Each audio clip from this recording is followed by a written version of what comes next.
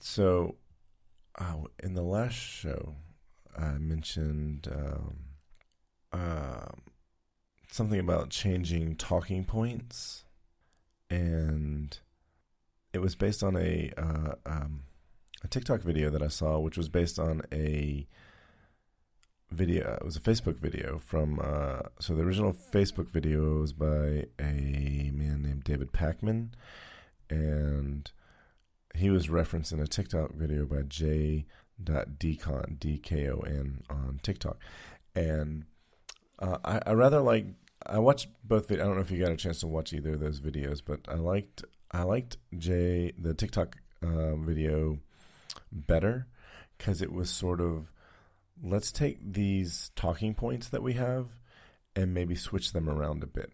Whereas this David Pakman video that I guess inspired the TikTok video was more along the lines of specifically Democrats could change their messaging to match or to be as hyperbolic or inflammatory as Republican messaging. So I'll read. So what I have here, I sort of paraphrased it. But I'll read some of the more hyperbolic comments that came from David Pakman's video, which I thought were interesting, and it was something along the lines of, regarding gun control. Republicans make it so easy to get guns so that every criminal can be armed, and armed with semi-automatic weapons with high-volume magazines. Another one was Republicans want to force you to have babies to create dangerous and expensive black market, back alley abortions. Well, that sort of went away with Roe versus Wade, but, it seems like that's something that's trying to come back. And I feel like, anyway. Well, it's definitely a moot point if you take the Texas law into consideration. Like, Roe versus Wade might as well not exist if that's allowed to stand. Right.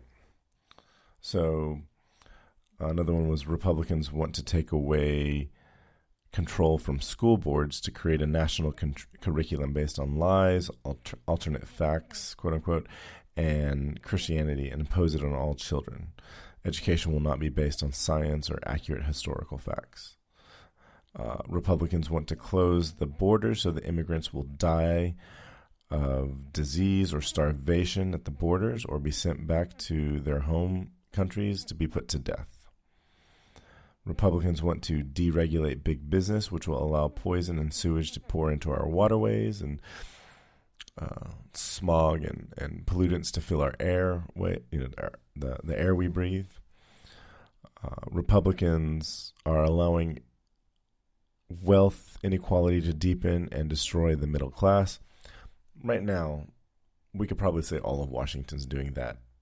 This is a bipartisan sort of thing right here. And the last one was our infrastructure will be bankrupt because the rich are not paying their taxes. So those are like all of these sort of hyperbolic statements, like the Republican version of liberal statements. I feel like that might be the best way to sum that up. Yeah, I think so. Now I'm wishing I'd actually had a little more time to craft the counterparts to each of the statements just so that people could hear both extremes. Right. So, go ahead. I was just going to say one of the easy ones to point out is, Democrats want to allow you to kill babies for whatever reason in the name of safer premarital sex. Yeah, so we can all be godless whores. Right. I mean, it's obviously the narrative is crafted both ways to be inflammatory and emotionally charged and extreme, and very much incorrect point of view, except by the fringe outer elements. So the one about the school system, that kind of feels like that's gonna happen, or at least it feels like there's an attempt for that to happen. Like that one doesn't exactly feel hyperbolic. That's true. And the one about deregulating business, that one doesn't feel too hyperbolic. And the one about wealth inequality, like that's what's currently happening. That's not hyperbolic at all. There are more billionaires than have ever been in all of history, if you account for inflation. And the middle class is being destroyed by inflation. The wages and salaries are not keeping up with inflation. So that one doesn't feel that. I feel like we're just living that one right now. I remember seeing something interesting about inflation, and I'm not going to remember it appropriately, but the general gist of the article was that for a prolonged period, inflation was actually not increasing at the projected rate that it was thought it would. And that leads to some interesting comparison on the salary side of things that I don't remember at all. But it was, it's one of those things where it talks about, this is a more complex problem than most people want to give it credit for. It's not a direct comparison because you have to think about changes in salaries and benefits versus lower changes in inflation and how it averages out as well, if you really want to make a fair comparison year over year. And it sounded logical. I just don't care enough to understand it that closely. Like, I care about the ramifications for me, of course, but I don't care enough to understand the counter arguments to why it's not as big of a gap as people necessarily talk about it, because the other argument is also just as well crafted. So the graph that I had in mind is the gap between productivity and compensation. Around 1979, productivity increased. From like 1950 to 2020, there's a pretty steady increase in productivity, and and there was an equal increase in compensation. And around late 70s, early 80s, some people, this particular article pointed out, like in 1979, it split drastically, and so productivity has gone up almost 62%, while hourly pay has gone up 17.5%. So productivity has grown 3.5 times as much as pay. Yeah, but how do you measure productivity? Well, I believe this article breaks it down more than just looking at a graph. And the only reason I was even mentioning it is because I would expect certain types of productivity to increase as the speed of calculations with technology increases, as an example, right? Yeah. So if you skew that, or taking things like that into account, how much of it is skewed based on automation or technological improvement versus actual effort on the part of the worker? So in this particular article, it defined productivity as a measure of how much total economy-wide income is generated. Yeah, which I would still argue that there's a certain increase based on automation and technological improvement. Like it just feels like it's not a complete study if it doesn't take some measure of that into an account to graph as well. Yeah, I think there's a lot of words that follow this graph, like a whole article's worth of words. It would be fair to have read that and been able to speak to that, because that is legitimate to say, well, we've got machines doing a lot more, so people can be more productive.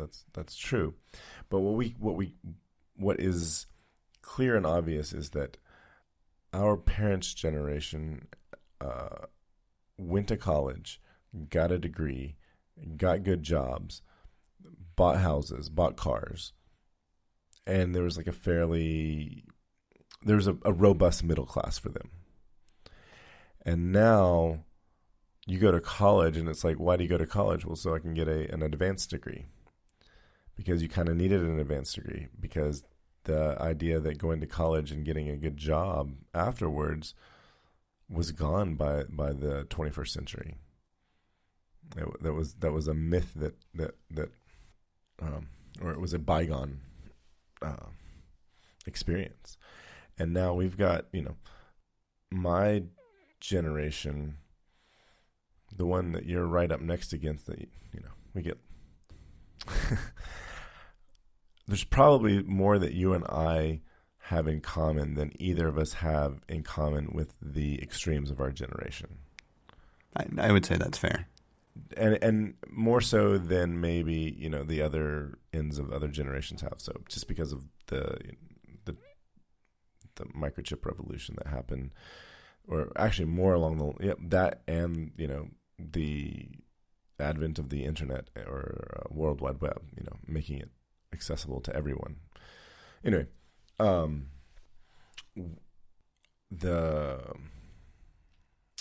going to lump you in with millennials this time because you're at the tail end of Gen X, and it was that the millennial generation is the most educated generation, but the least the generation that has the least compensation.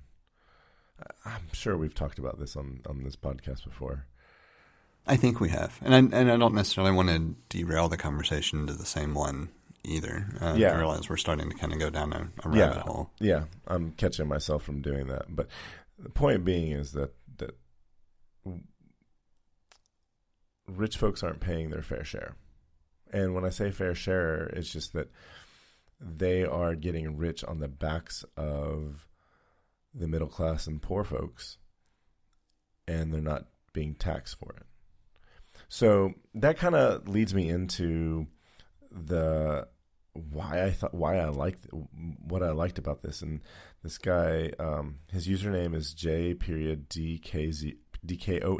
so J Dicon, on TikTok, and he had a video that was based on this David Pakman video, and I really liked what he was saying, because he's not as hyperbolic, and it's more along the lines of, let me communicate to you in the language that you understand.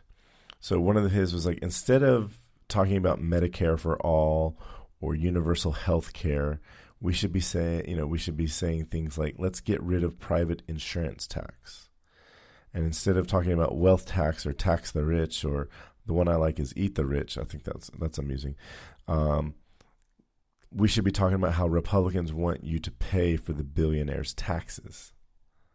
Like, when talking about reproductive rights, we need to remind everyone that Republicans want big government so that they can get between you and your doctor. And regarding the pandemic, Republicans want you to get sick with COVID-19 so they can sell more drugs to you. And that's why they don't want you to wear a mask. Those last two might be a little more edgy than the first two, but I really like the first two. Yeah, the first two reminded me a lot of the story arc in the West Wing, where Charlie was advocating for policy change, and without a good name to attach to it, it was pretty much dead from the get-go. Do you remember what I'm talking about? I vaguely remember this. Okay, and I don't remember the specific details off the top of my head, but there's a lot in how we phrase things that does make a huge difference. One of the things that I have noticed in some of the recent social media postings regarding like the Build Back Better plan are things like, it could have been called the pre-K or early education bill, or it could have been called the like the insulin act, or, other things that are trying to emphasize portions of the bill so that people understand better what it's targeting. And when you phrase it in a way that actually provides the just fiscal impact instead of a vague notion of something that can mean different things to different people, it makes sense that it would gain more traction. How many people hear the term universal health care and don't really know what that means? And so at first they equate it to, well, I've heard this talked about in different circles that talk about socialist policy. Well, if I've heard it talk about a socialist policy, then obviously it's related to communism, right? Like there are those logical steps that the uninformed make. The illogical steps. They're logical based on hearing the terminology together in rhetoric. So if you're uninformed, they're logical for you, even if they're irrational in general.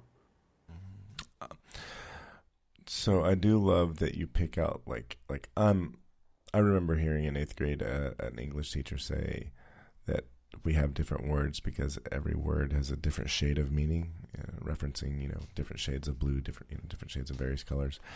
And I'm going to tell you that I appreciate in this moment how you are quite a bit better at that than me. Thank you. Because I annoy people with this, and I'm like, I see what's going on here, and I appreciate this. Sorry, I did not mean to digress. No, I think it's a perfect digression, because if you look at the notes, it kind of blends in with the thought process behind the topic that I added as well, where what you choose to talk about and emphasize plays just as much a role in how you name it. And I'll follow that up in a little bit with the actual story. I don't want to steer away from this particular portion yet, because how you name something goes hand in hand with the way it is communicated, which draws from the perfect example of the hyperbolic extremes that we already talked about. A propaganda piece that has a catchy name to something in the middle is going to be remembered quicker than a propaganda piece for the Social Security and Medicare, Medicaid for All Act of 2012, or right. Obviously that one's made up, but well, I mean that's how Obamacare got caught on. Like it was meant to be a derogatory term, and then it became like, let's all call it Obamacare. Right, and that was probably the best strategy to use, because you knew it wasn't going anywhere. Right. I mean, that's right up there with thanks Obama. Yeah, I got to tell you, the best thanks Obama came from Obama himself. He was given a glass of milk and a cookie, and the cookie was too big to fit in the glass of milk, so he couldn't get the cookie wet with the milk. And he tried one time, turned it, tried a second time, and he was like, thanks, Obama. I'll see if I can get the audio clip for you to put in. I vaguely remember that. Anyway.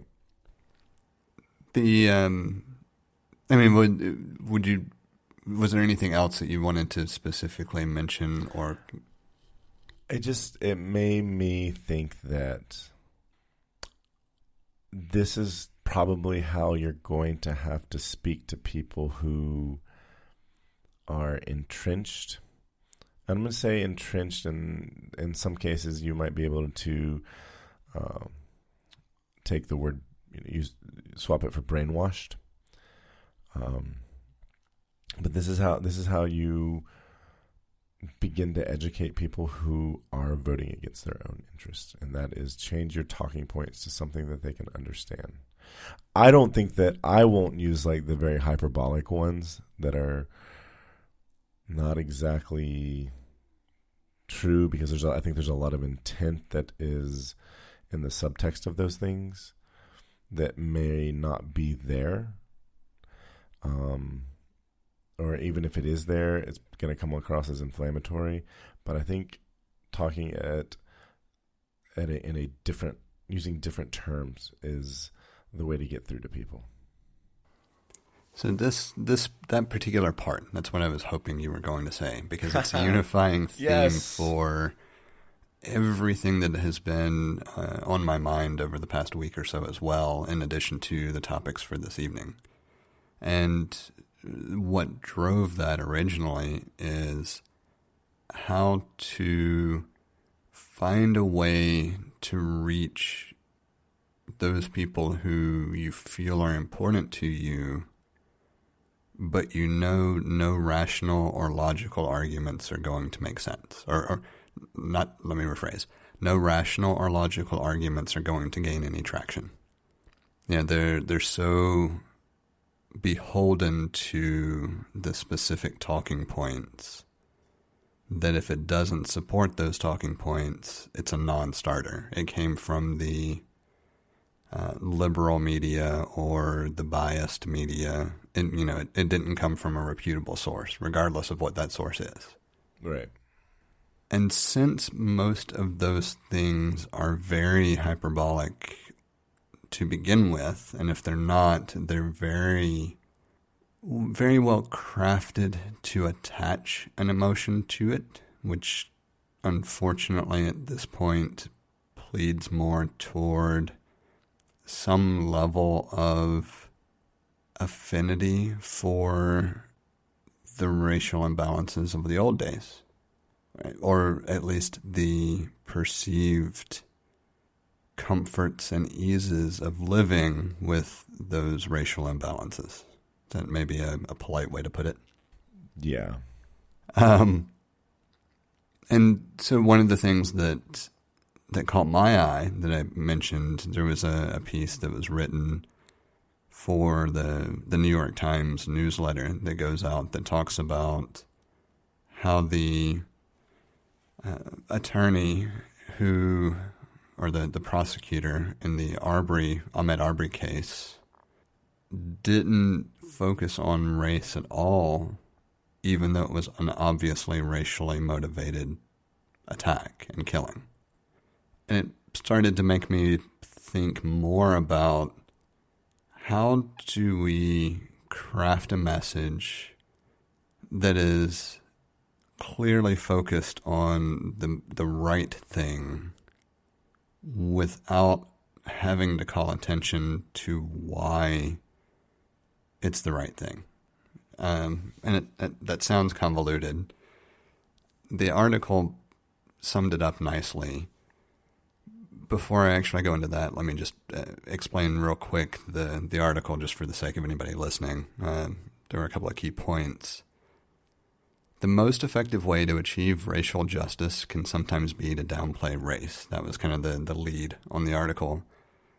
And that's what caught my attention, obviously.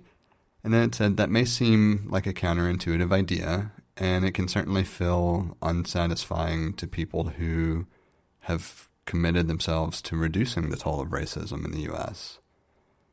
But the murder convictions in the Arbery case actually gave us this lesson. Even though racism played a clear role in the killing, and it goes on anecdotally to support that claim with one of the defendants used a slur. All three had a history of sending online messages tinged with white nationalism. There were supporting behaviors prior. Yeah. So racism played a clear role in the killing. However, the prosecutor decided mostly to ignore race during the trial and accused the defendants of having a racist motive only once, and it was in a single line of her closing argument. There was a lot of discussion surrounding her choices, because if the verdict had gone the other way, it would have been pinned on her strategy of not focusing on race, I'm sure.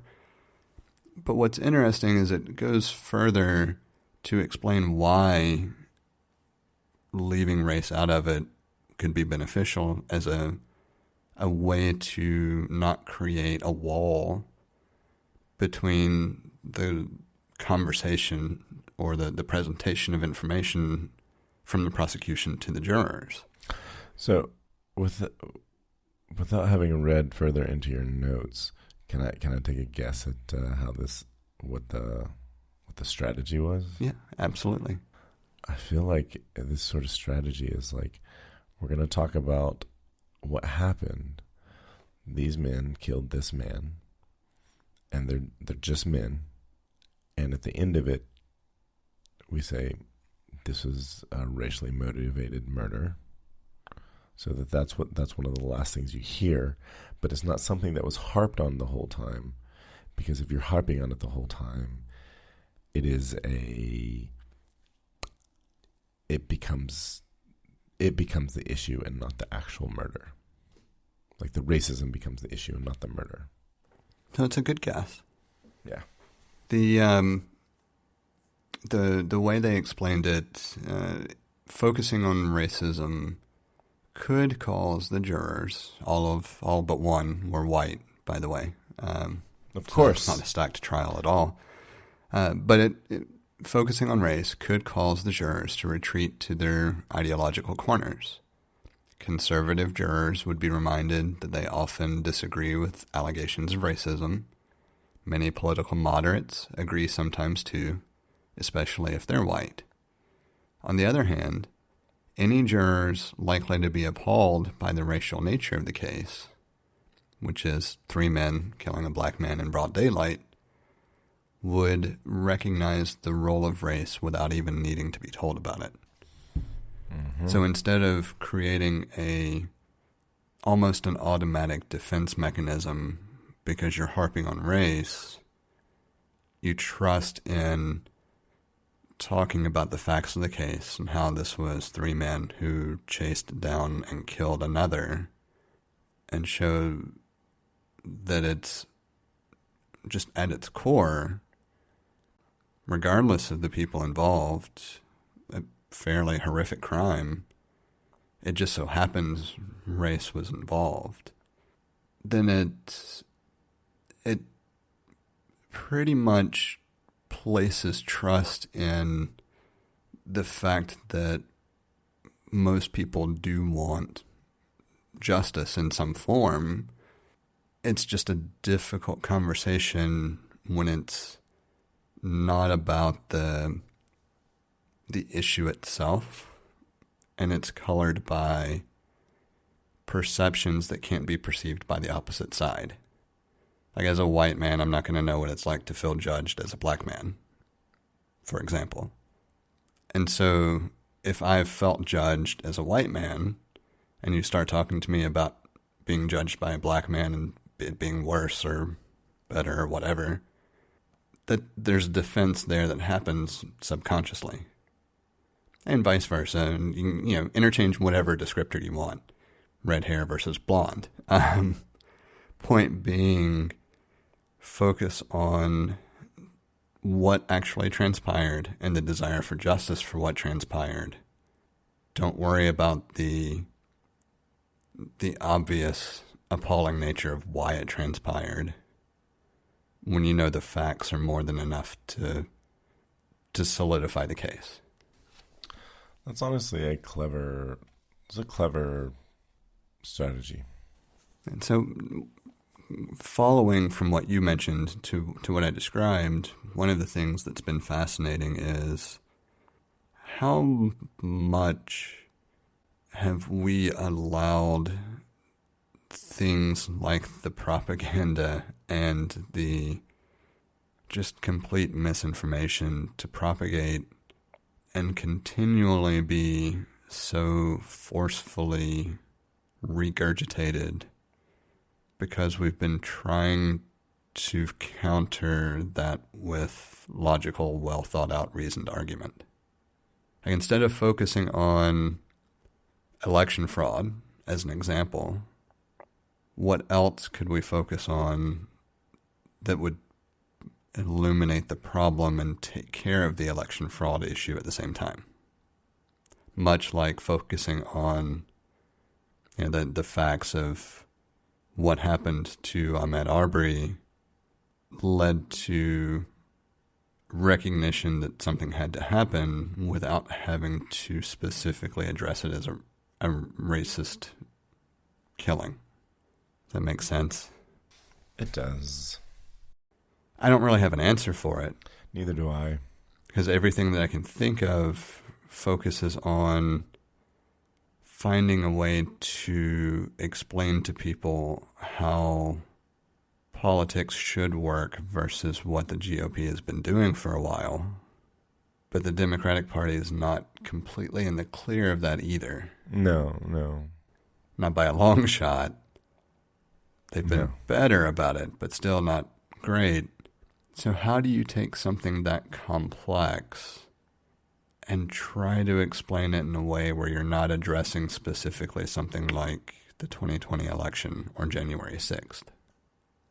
I think I've said it before here, and it used to be education. I used to be like, this is solved by education.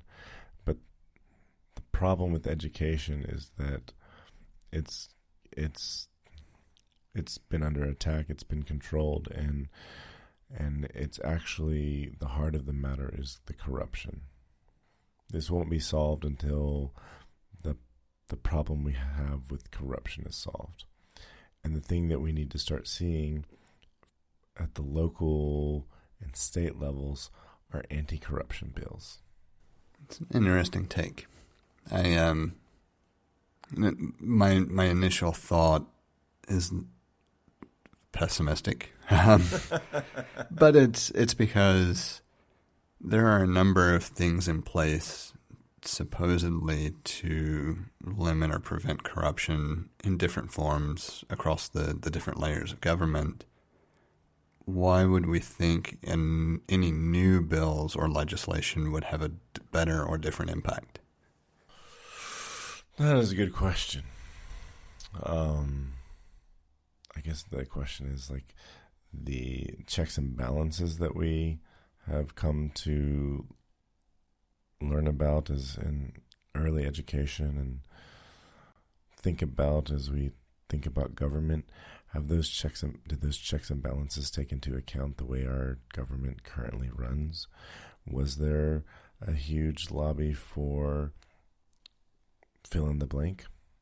Yeah, I all good questions. I think the difficulty is if I'm not a politician and I haven't, of course, studied enough about politics to have any clear sense of what truly has led to the state of affairs. Like I have my theories and I have my talking points and my rough ideas, but I haven't taken the time to actually try to trace it and understand it with enough detail to begin to have an idea of how to address it.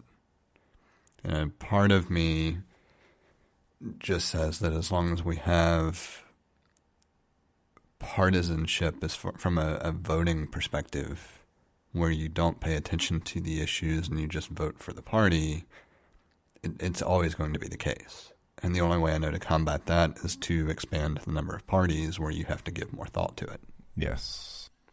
The fact of the matter is we're a very young country, and we're going through growing pains.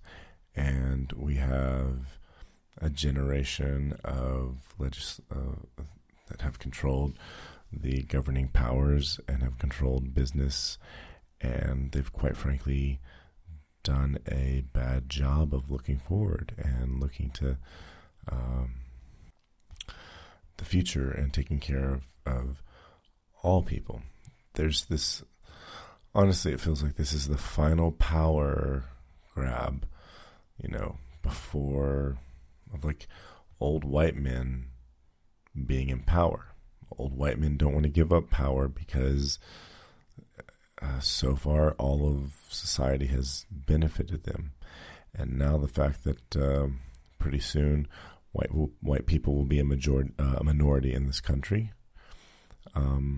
that's frightening to them. People don't deal well with change, especially change that looks like it might put you on a level playing field when you previously had the advantage, and that advantage felt good.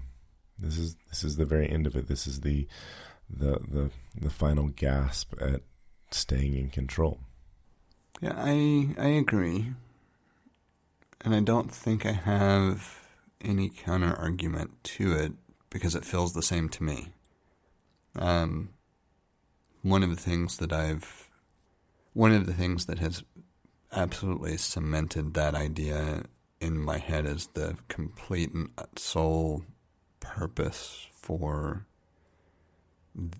the way things have been done for a while now is that immediately following the election, you had all sorts of different laws and restrictions put in place on voters. You had the redistricting, let's try that one more time. Redistricting and rezoning of districts in general, but that one also coincides with the census. That's when it's supposed to happen. So that one can be considered coincidental, except that the purpose behind rezoning and redrawing districts very clearly benefits Republican holders of positions now. If you were just going through and rezoning based on population density and very specific criteria, I could say it was coincidental. The fact that things have been rezoned to make it almost impossible to unseat incumbents in many places, that doesn't feel very coincidental. No, it does not. And the big thing I think about all of it is, so okay, on a large scale, we need some sort of catalyst that causes both parties to actually do what they're supposed to do, which would be the formation of a third party, really, like a strong third party. I think we've seen a couple of times in the past decade and a half where there was an attempt for the conservative to split into a more balanced or a more moderate conservative and a more aggressive or and just fucking nuts conservative. And every time the GOP just wouldn't let it happen. They placated to the faction that was attempting to split away. We almost had a Tea Party, and we probably would have, there probably would have been a coffee party response. I remember there was like some talks about the coffee party, which was a group of people that were more liberal than Democrats. And so we've, in the late 2000s, we might have had two more parties, but neither one of our existing parties would allow for that. And that's kind of what I was getting at is, so if on the national stage this is not gaining traction, not going anywhere, how can we flip that and look at it from a more community-driven level, if not even more insular than that? Like how could we begin to affect change from the ground up, so to speak? I don't know. Yeah, I don't either. That's the question, though, right? I mean, that seems to be the only place we're going to see significant changes at this point based on previous failed attempts, unless the option is to change the marketing slogans and the rhetoric to be extreme on both ends and see where the chips fall. So one of the problems with being an American and living on the island of North America, not really paying attention to Canada or Mexico, is that we don't pay attention to anybody. And part of solving a problem is recognizing that you have one. So here's a good example of somebody from the outside gazing in upon us and telling us what we have as our issues. The audio is going to sound a little bit weird because it's audio from a TikTok video. The user was Zappithustra, Zappithustra, and she was stitching with somebody who asked to tell what the views of Americans are from the outside. So I removed I removed Zappithustra's salutation and goodbye and left her unedited gaze upon Americans. It sounds a little weird because she edited it herself to fit in the time constraints of the TikTok video, but this is how, I think accurately, how some people from the outside view us, and we need this so that we can understand what our problems are. I think like any country, you have great people, but your system has failed you. Your government has failed you. Your education system has failed you. Capitalism has failed you. Because the only ounce of warfare that you've experienced in your own country is 9/11, you have become very unempathetic to countries that are war-ridden. Even the slightest criticism to the United States sends you off a wall. That would explain why an attack on your military base in World War II prompted you to drop 2 atomic bombs in retaliation. On civilians. Overdramatic much? The fact that you've been indoctrinated by your system to think that you are number one when you very clearly are not makes you unaware of most of the problems that your country has. It makes you think that any other way of living, of interpreting life, any other ideology or philosophy is just weird and quirky and strange and wrong. It makes you insufferable when you come to other countries because you do not understand cultural diversity.